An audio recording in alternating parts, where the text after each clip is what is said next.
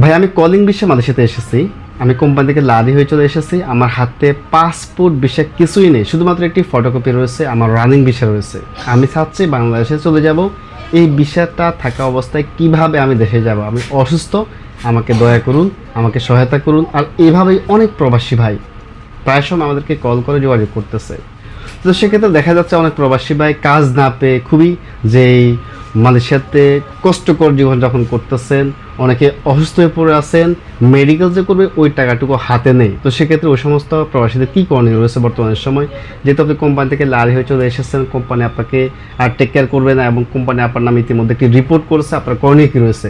তো সেক্ষেত্রে ওই সমস্ত প্রবাসীদের যদি আপনার মেডিকেল পেপার থেকে থাকে যে আপনার অসুস্থ মালয়েশিয়াতে আপনার কোম্পানি লারি চলে এসেছেন, আপনাকে যেতে হবে আমাদের হাই কমিশনে। আমাদের হাই কমিশন বরাবর, তো আমাদের হাই কমিশন স্যার আপনাদেরকে যথেষ্ট সহায়তা করবে এই বিষয়ে। যেহেতু আপনি যেই পলাতক হিসেবে রয়েছেন এবং আপনার বিষয় হচ্ছে আপনি অসুস্থ, মেডিকেল থেকে আপনার যে অসুস্থতার একটি অবশ্যই পেপার লাগবে, যেটি দেখিয়ে কিন্তু আপনাকে দেশে পাঠাবে। আর নর্মালি যে সমস্ত যে অসুস্থগুলো রয়েছে, যে জ্বর কাশি, এগুলো কিন্তু আমাদের হাই কমিশন অ্যালাউ করবে না। আপনাকে ওই পরিমাণে যে একটি সার্টিফিকেট দেখাতে হবে। Kuala Lumpur to Dhaka, Dhaka to Kuala Lumpur route সহ পৃথিবীর যে কোনো দেশের কম দামে টিকিট পেতে যোগাযোগ করুন এবং ট্রাভেল পাস, স্পেশাল পাস নিয়ে দেশে যেতে চাইলে ইমিগ্রেশনের অ্যাপয়েন্টমেন্ট, পাসপোর্টের জন্য অ্যাপয়েন্টমেন্ট সহকারে বিভিন্ন তথ্যের জন্য স্ক্রিন দেওয়া হোয়াটসঅ্যাপ নাম্বারে হোয়াটসঅ্যাপ করুন। ধন্যবাদ। হবে তো সেক্ষেত্রে আপনাদেরকেও বিষয় ক্যান্সেল করে দেশে পাঠানোর প্রক্রিয়া রয়েছে।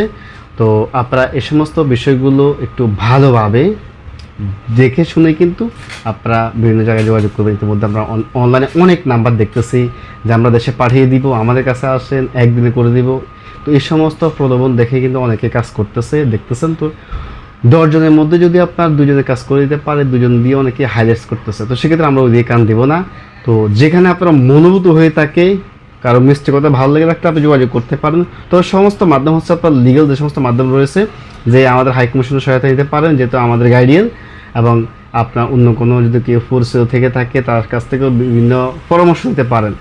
আর এই সমস্ত বিষয়ে যদি আরও তথ্য জানতে চান, যে আপনার বিষয়টি, রানিং বিষয়টি কীভাবে ক্যান্সেল করে দেশে পাঠাবে আপনাকে বা যেতে পারবেন, কী কী মাধ্যম রয়েছে, ইনশাল্লাহ আমরা আপনাদেরকে আরও বিভিন্ন তথ্য দিয়ে সহায়তা করতে পারি। আপনার স্ক্রিনে হোয়াটসঅ্যাপ নাম্বার হোয়াটসঅ্যাপ করতে পারেন।